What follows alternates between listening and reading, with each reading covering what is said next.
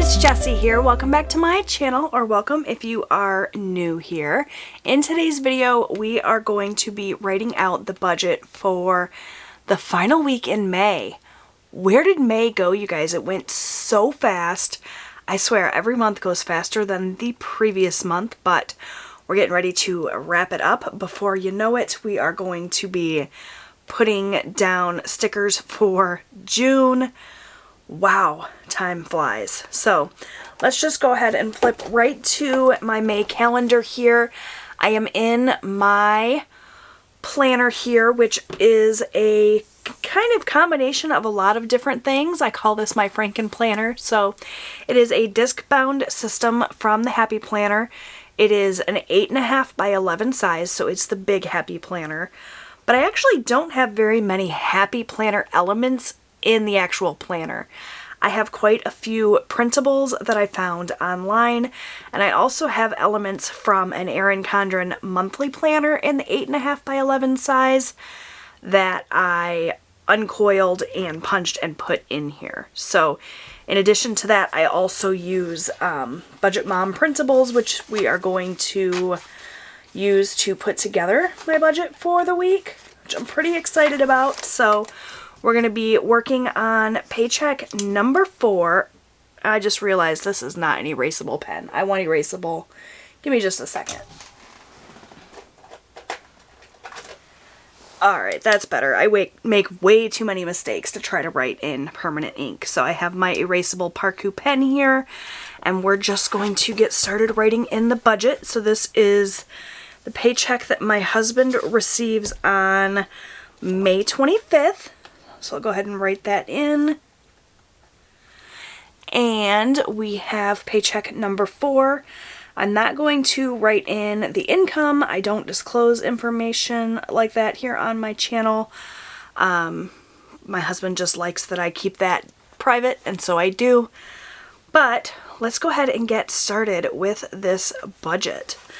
So we're looking at the paycheck my husband receives on May 25th, as I said. And we are looking at any bills that we have to pay this week, which it looks like there is just one.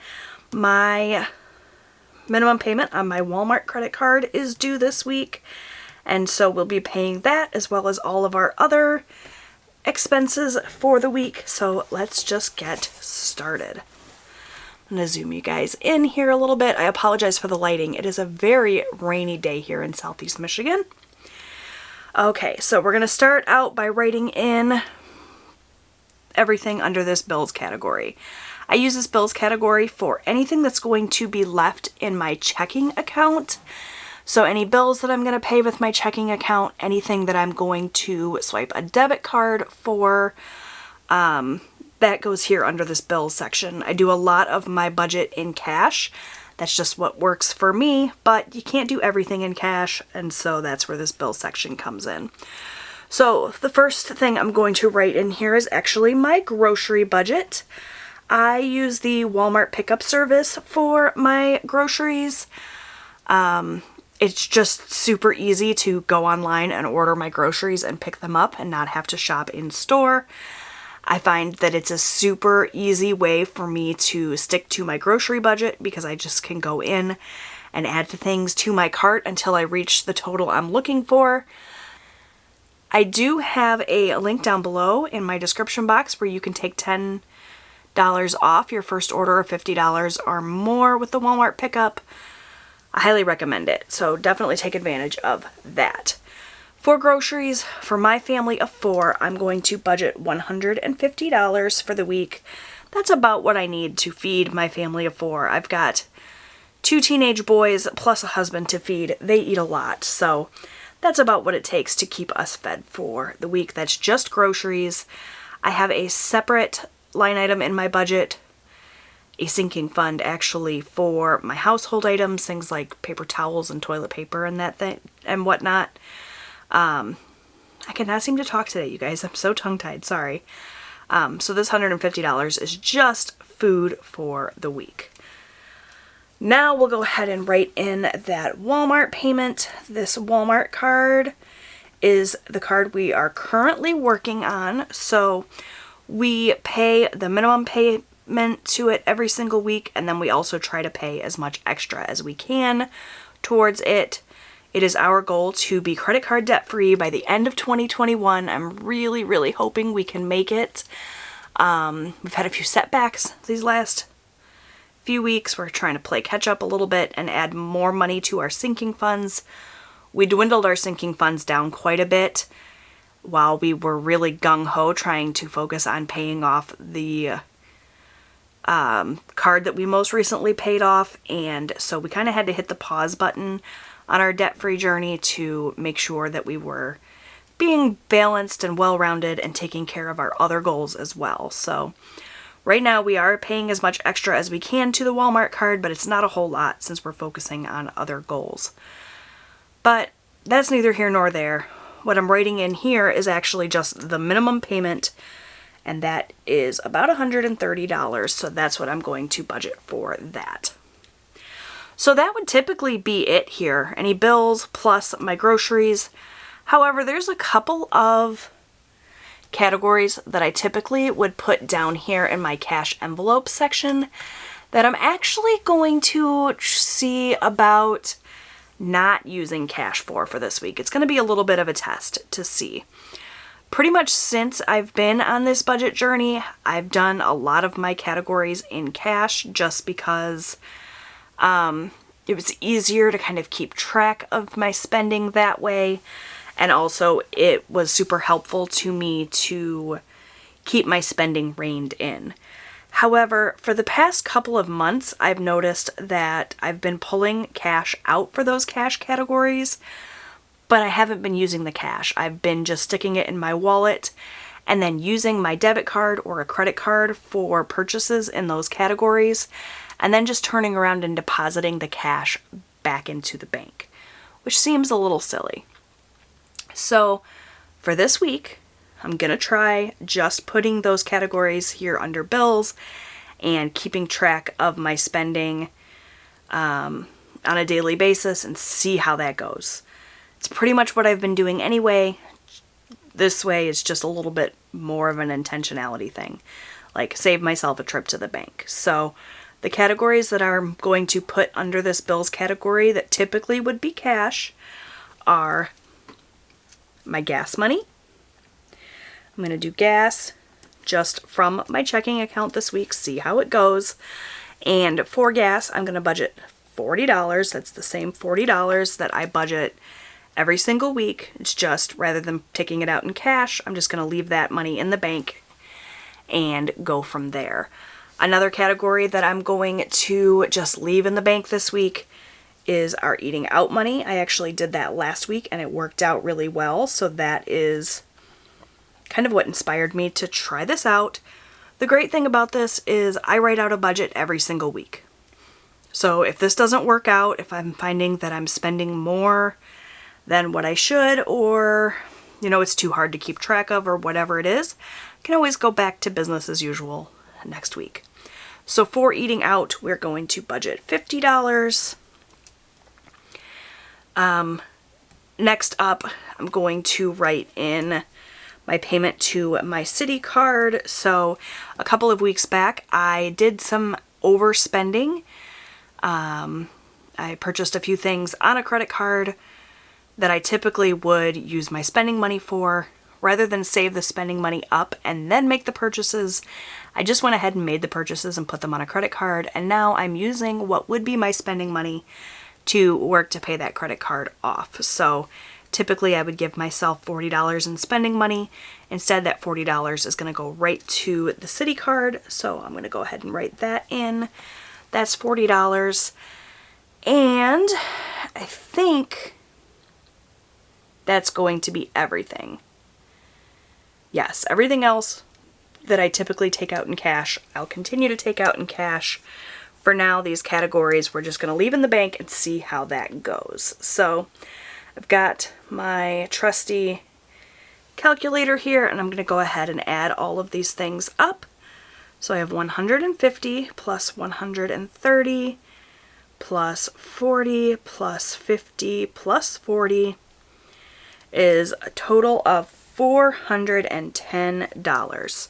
So $410 is what I'm going to leave in the bank to cover all of these transactions. And now we're going to move on to my cash envelope category.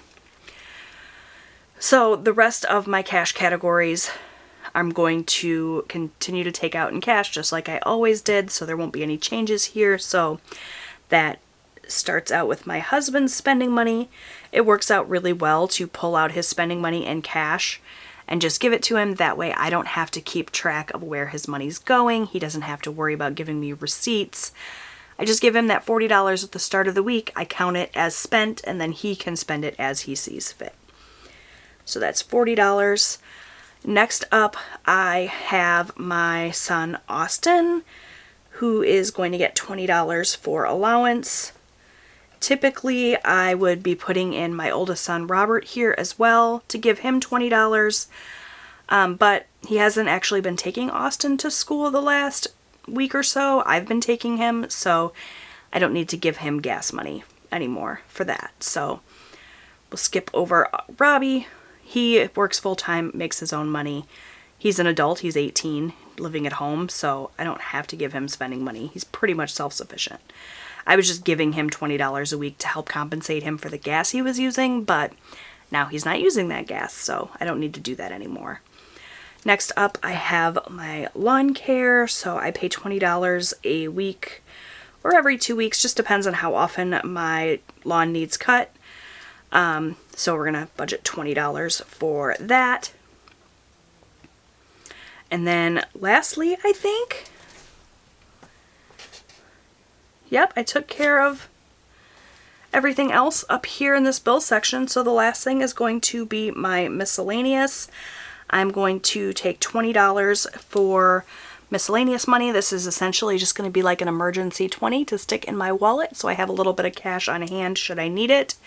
This is especially important since I'm not going to be taking cash for any of the other categories in my wallet. So essentially the only cash I will have in my wallet this week is going to be my lawn care money and that miscellaneous 20. Obviously this cash here will go to my husband and son, so that's going to be really weird not carrying a ton of cash, but we'll see how it goes. Alright, so with that, I'm going to go ahead and get this added up. So we have 40 plus 20 plus 20 plus 20 for a total of $100. Okay. That takes care of cash envelopes. That's everything that we're going to pull out in cash that we're going to physically spend this week. Now we can move on to sinking funds. So sinking funds are mini savings accounts, essentially.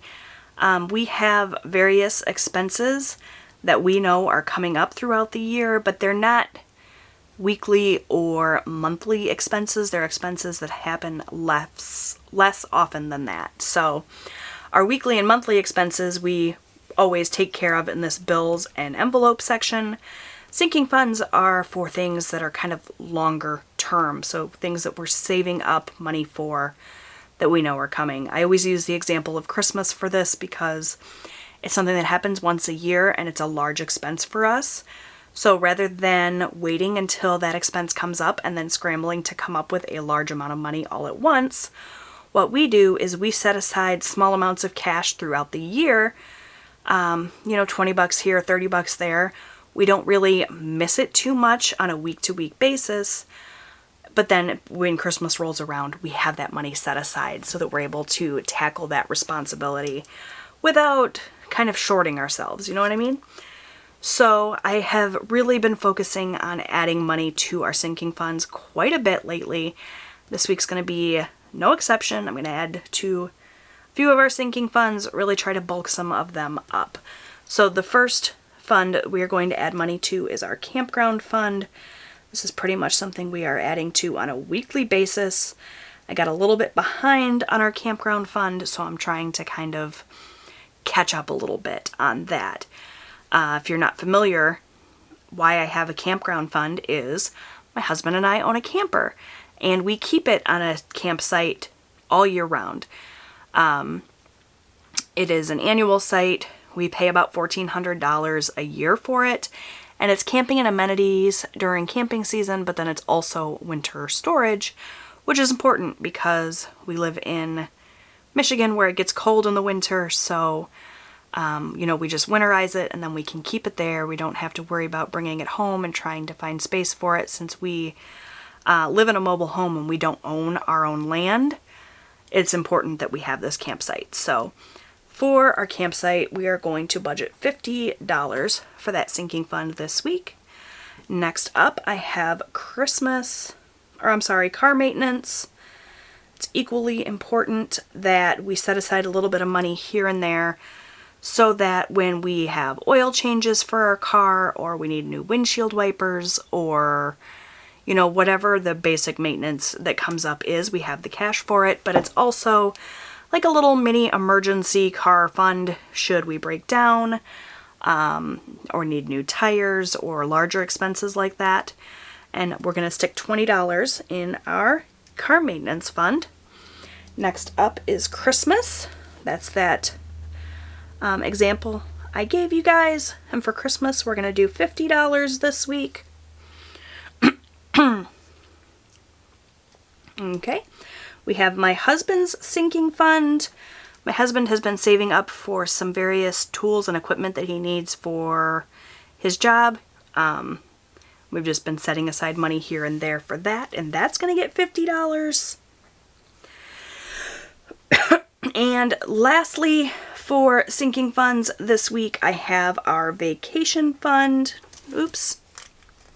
I'm trying to skip ahead. It's actually not last. First, I have to add money to our household fund. Obviously, we're going to need some household items this week, and I'm actually going to add $50 to our household fund as well. I've been spending that money just as soon as I've been putting it into the account, so I need to bulk it up a little bit. And then we have our vacation fund, which is also going to get $50. So lots of money going into sinking funds this week. Let's go ahead and add that up. 50 plus 20 plus 50 plus 50 plus 50 plus 50.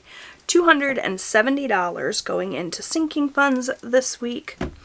Next up, we have our extra debt payments. So, as I mentioned a little bit earlier in this video, it is our goal to pay off all of our credit cards by the end of 2021. I was doing some calculations the other day, trying to kind of work it out and see if we were still on track to meet this goal. We are, but we're going to be cutting it pretty close with the kind of little pause that we've had to take. But I'm still hopeful that we'll be able to meet this goal by the end of the year, fingers crossed. For now, we're not making large snowball payments to the credit card we are currently working on, which, as I mentioned, is that Walmart card. We were making huge snowball payments to the card that we were targeting for quite a while. You know, we were paying $250-ish every single week plus extra. But I had to put the pause on that because, like I said, we needed to focus on some other goals. But we didn't want to not send anything extra to this Walmart card and end up behind and run the risk of not being able to pay off all of our cards by the end of the year. So what I have done is I have been every single week sitting down and playing some fun challenges with myself to come up with how much money I was going to send to this card. So in addition to the $130 that we will be sending to this Walmart card just for its minimum payment, we also want to make sure we're sending a little bit extra. And that is where our debt payoff challenges come in. So, if you are not familiar with my channel and you don't know, this is Debt Roulette. This is something I came up with myself. I actually have this printable that I designed for myself available for a free download in my Facebook group if you are interested in playing Debt Roulette for your own budget journey. You can go and join it. It's the Jwhackers Fans and Friends Facebook group, and it's in the files section. You can just download it for free and print it out, and you can play Debt Roulette too. So the way that Debt Roulette works is I actually have an app here on my phone. It's the Roulette Wheel of Luck here, if you can see that. And it's just a free app that I found in the App Store. And I set it up with a little roulette wheel that I created for myself. This is a free app. It does have ads, so there might be an ad that pops up. I apologize if that happens. But I just set up...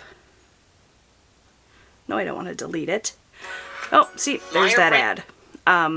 So I just set this roulette wheel up with increments of 5 from 10 all the way up to 50. I just spin the wheel. Whatever it lands on, that's how much I pay in extra debt payments.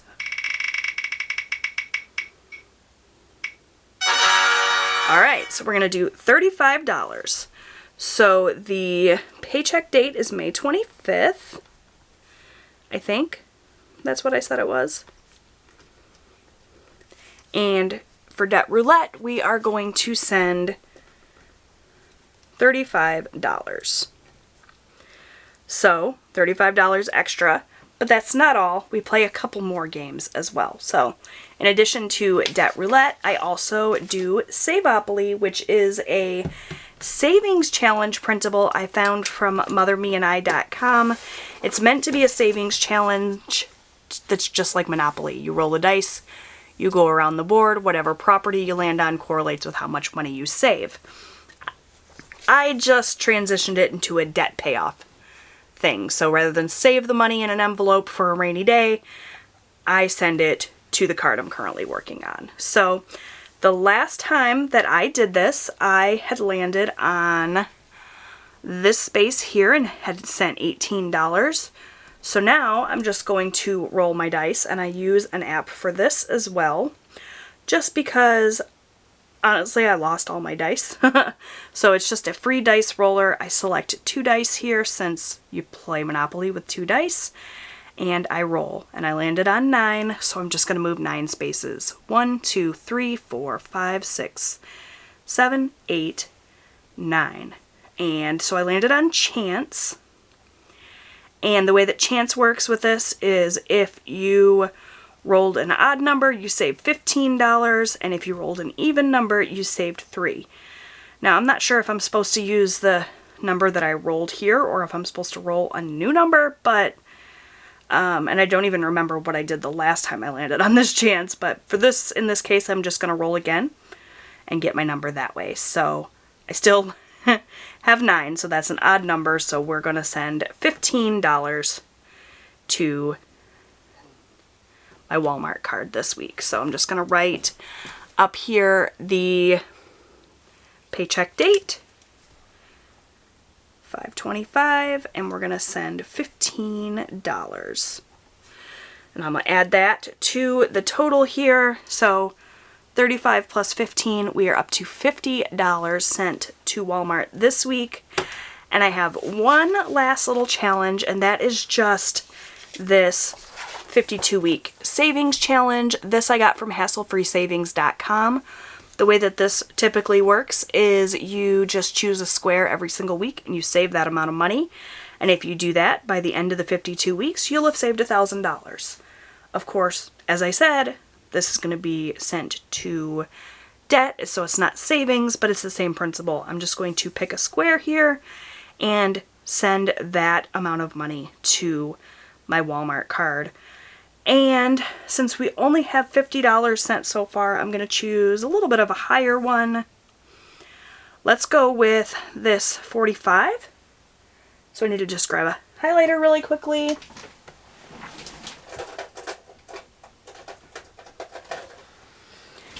And we'll just color in this 45.